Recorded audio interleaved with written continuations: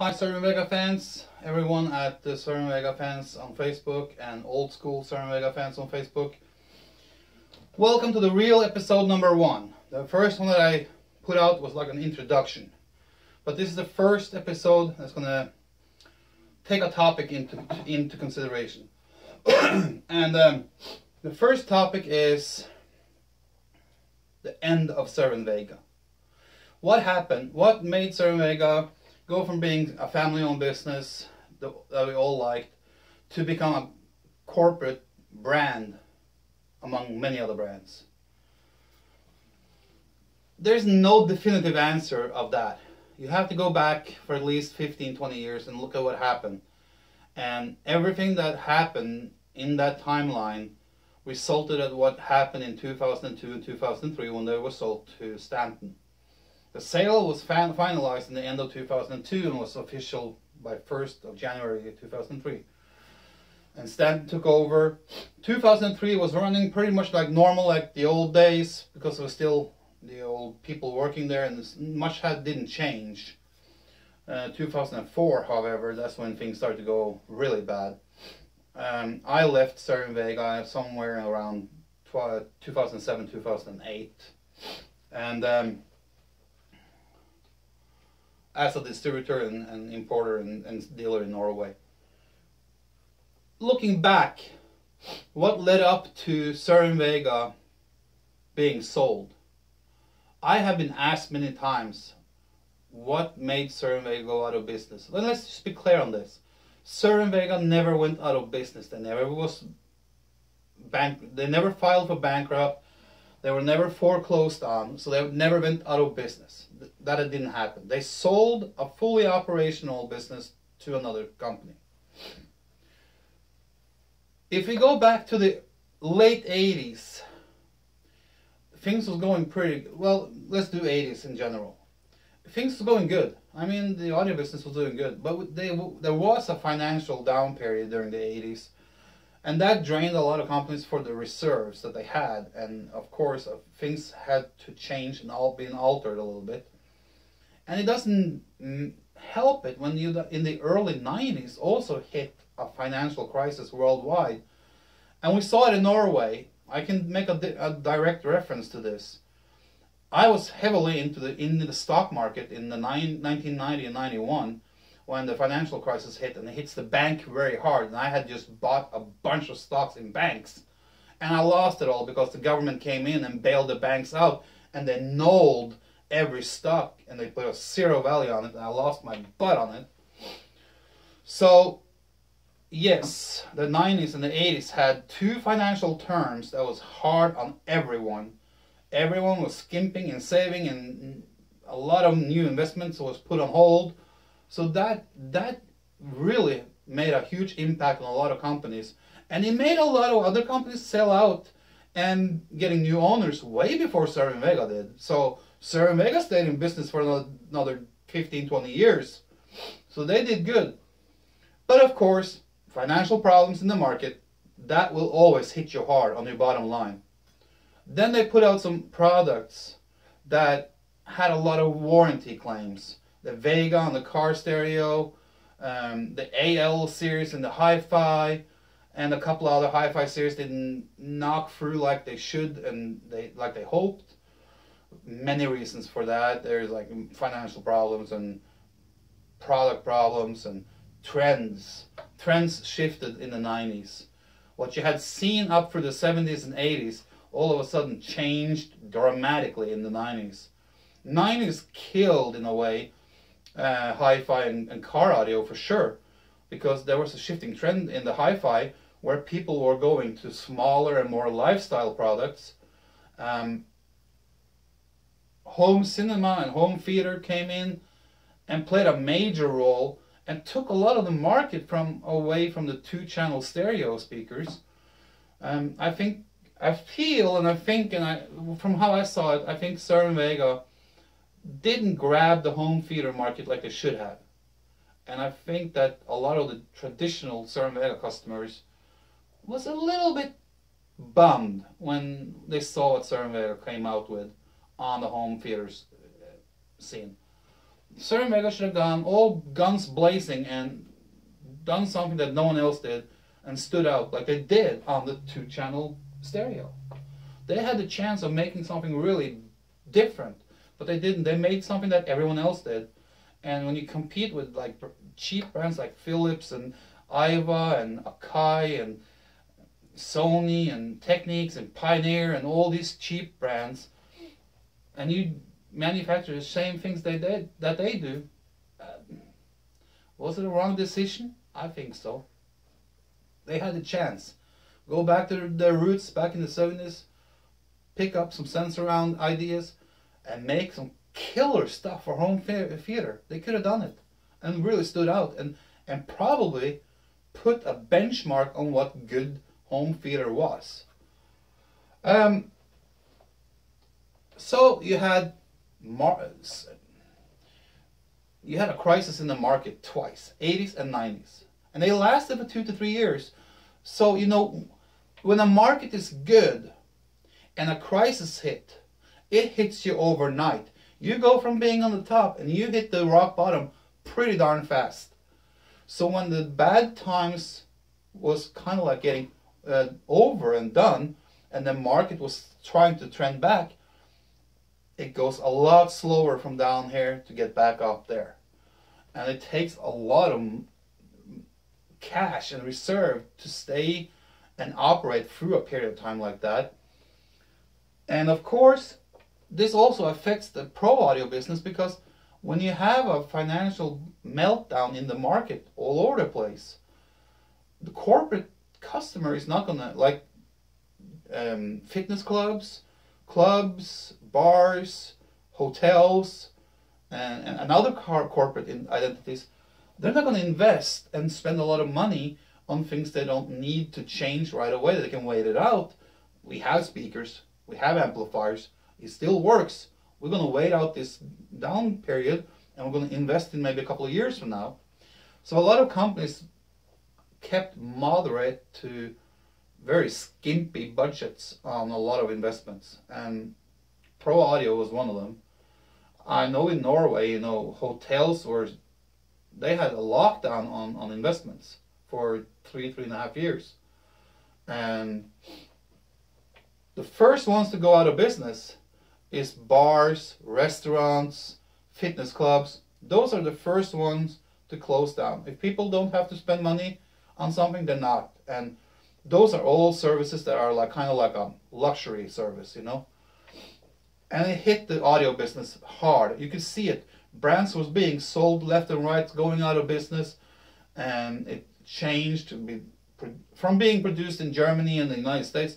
It was now being produced and made in Asia. And combine that crisis with trends in the hi-fi changing, and then you have warranty claim on a few of your best-selling products, and you lose a lot of money on that too. And then you go to the car audio business, and you have the same thing happening there. You have a downfall in the market, you have warranty claims on a few models, and big ones. I mean, the Vega series had big warranty claims. They were losing money left and right. And the same with the AL, especially in Norway. I remember, I mean, I walked into a hi-fi club, and I was there often. I knew the people, they knew me, we helped each other. And they had diaphragms for the AL750 and the AL1000s laying on the counter because people are coming in like crazy.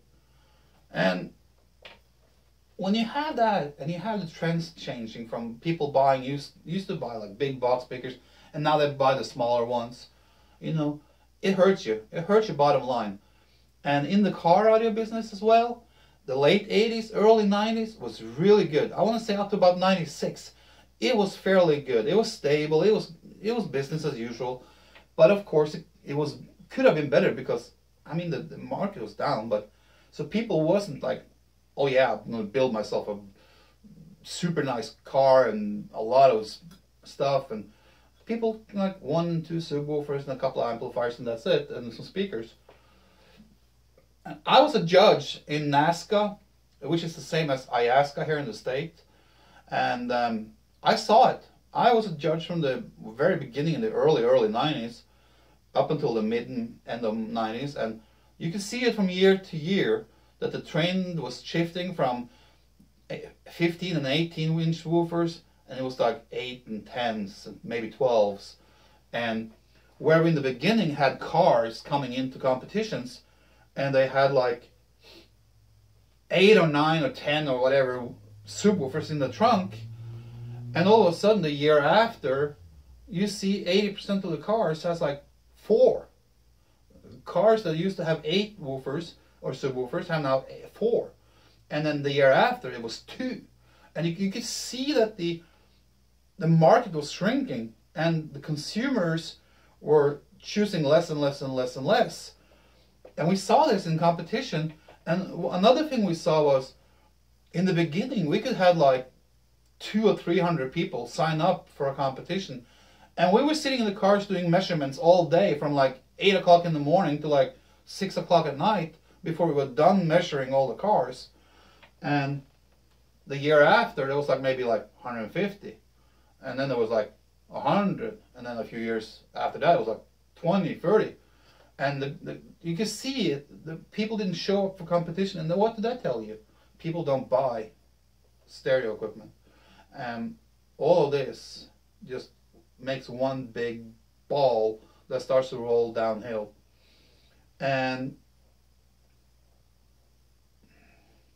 they didn't, I want to say they didn't come out with the right products also at the end. Between 98 and 2002, they had too many products that was too similar. You know, you had the AL, the LS, the E3 series, the E7 series.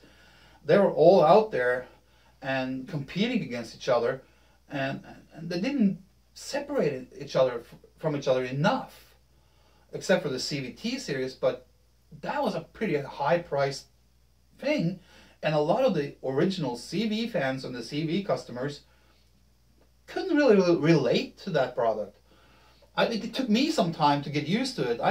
When I looked at it online on the web page, I was like, nah. And then when I got to Denmark to visit the headquarters of Cerwin-Vega in Denmark, in Nørreager, same building as Dolly is in, and I sat down with Michael, the CEO of Cerwin-Vega Europe, and we were sitting there and we were talking, and he said, you should come home to my place because I have CVT series in my living room. So I went to his house and I listened to it, and wow, it was so good.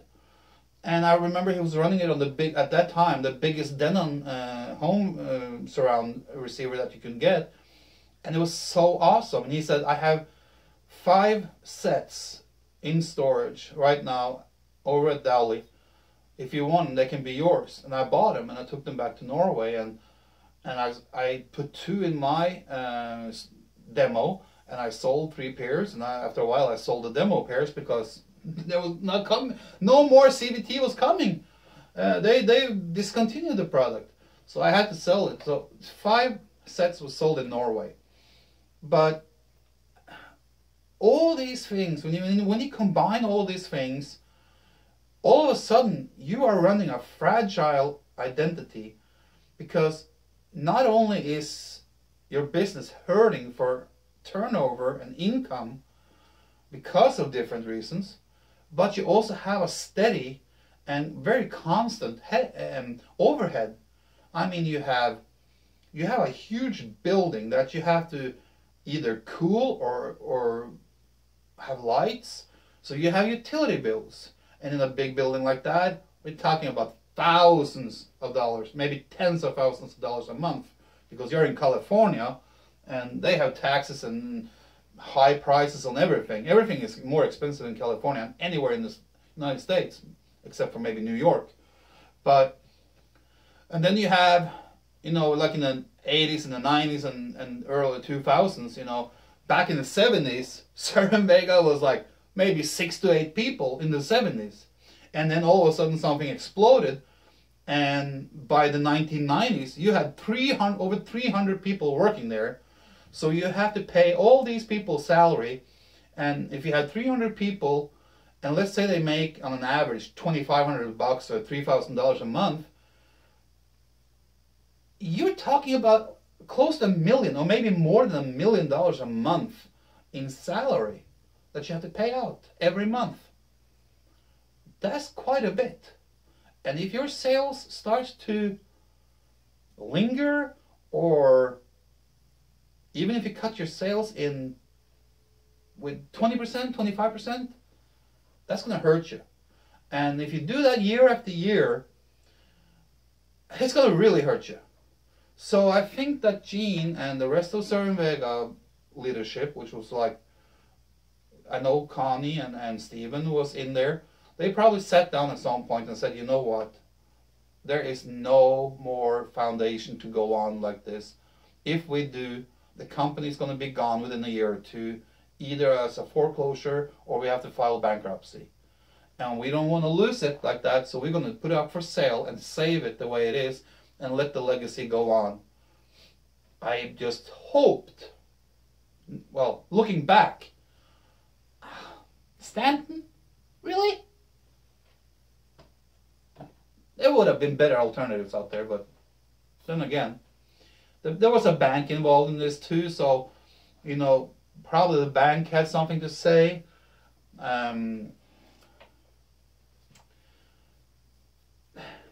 The bank probably had a lot to say also. They probably had a lot to say in this. Because a company like Cerwin-Vega, even though they make millions and they sell for millions, all companies that has a healthy financial turnaround and turnover, you always have some kind of a line of credit or a loan. You know, most companies have that. Even if you are selling for billions of dollars, the more you sell, the more loans you have. So, you know, that ratio goes up. So there's probably loans involved here too. So that's probably why they sold. There are many reasons from the early 80s through the 90s, early 2000s, that just piled up to become one big snowball, and they run downhill too fast. And if you're running behind, you know, it's hard to catch up. And that's it. That's how it ended. They were sold, and most people were hoping that they were going to keep on in the same track, but maybe not same track, but, you know, in the same, at least same philosophy. But they didn't. They totally changed it. When Stanton bought it, was like, oh, we're going to move it to Florida, headquarters in Florida, and we're going to move production to Asia, and we're going to change everything. You know, we're not going to make anything ourselves. We're going to buy everything off a shelf. And that just killed it, you know. That's how a lot of the old school fans lost total interest in Cerwin-Vega. I know I did. Today Cerwin-Vega is, for me, just a name on a regular speaker that you can buy from any other cheap thing, and it's just crap. So that was the end of Cerwin-Vega as we know it from the old days. Next video will be about the things around, the outside brands of Cerwin-Vega. Cerwin-Vega had a lot of, they had some legs in a lot of places and businesses and products beside speakers. So next video is gonna be about that. It's gonna be about all the other brands that Cerwin-Vega was involved in. It's gonna be about products that they were involved in for long, short, whatever period of time. So if you're looking for some more facts, this was more like a conclusion of what happened with Cerwin-Vega. Some of it was my speculation, some of it is fact. Use what I told you and make up your own mind and your own conclusion about it. But this is how I see it, and this is how I felt it, and how I dealt with it when I was both a part of Cerwin-Vega and after I was a part of Cerwin-Vega. So next time it will be a little more interesting, because then we're going to talk products, and we're going to talk about places and areas that Cerwin-Vega did business in. I can give you a little teaser. Like, it's going to be a little bit about HAD division and Metron and some other products that Cerwin-Vega was involved in. That was not their core business. So that will be a little bit more interesting, I think. Until next time, have a good time, guys.